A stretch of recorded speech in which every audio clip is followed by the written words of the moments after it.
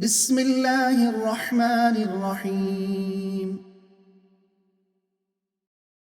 وإلى ثمود أخاهم صالحا قال يا قوم اعبدوا الله ما لكم من إله غيره قد جاءتكم بينة من ربكم هذه ناقة الله لكم آية فذروها تأكل في أرض الله ولا تمسوها بسوء فيأخذكم عذاب أليم.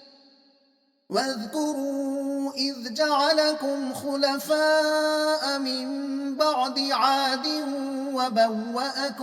وبوأكم في الأرض تتخذون من سهولها قصورا وتنحتون الجبال بيوتا فاذكروا آلاء الله ولا تعثوا في الأرض مفسدين. قال الملأ الذين استكبروا من قومه للذين استضعفوا لمن آمن منهم أتعلمون أن صالحا مرسل من ربه قالوا إنا بما أرسل به مؤمنون. قال الذين استكبروا إنا بالذي آمنتم به كافرون.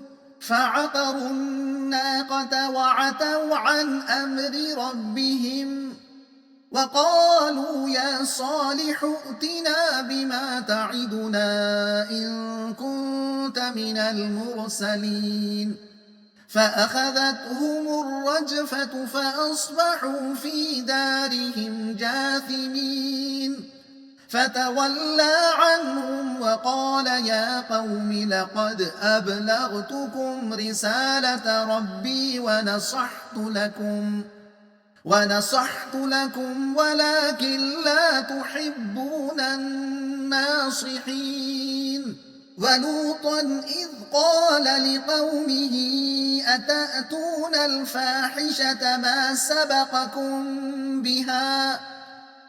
سبقكم بها من أحد من العالمين إنكم لتأتون الرجال شهوة من دون النساء بل أنتم قوم مسرفون.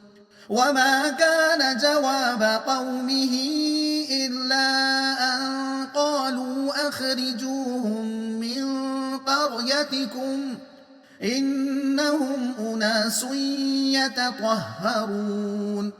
فأنجيناه وأهله إلا امرأته كانت من الغابرين.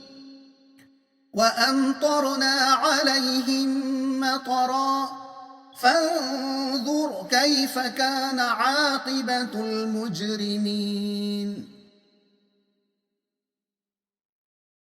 मज़मून दावत हक़ के इनकार का नतीजा कौम समूद और कौम लूत के अंजाम की तारीख़ी मिसालें।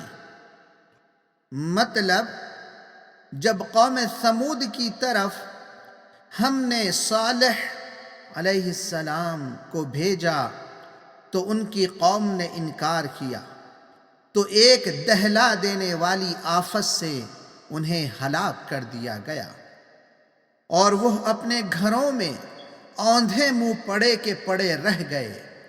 हज़रत सालेह अलैहिस्सलाम ये कहते हुए निकल गए कि ऐ मेरी कौम, मैंने तेरी बहुत खैर खाही की मगर मैं क्या करूं, तुझे अपनी खैर खाही पसंद न थी।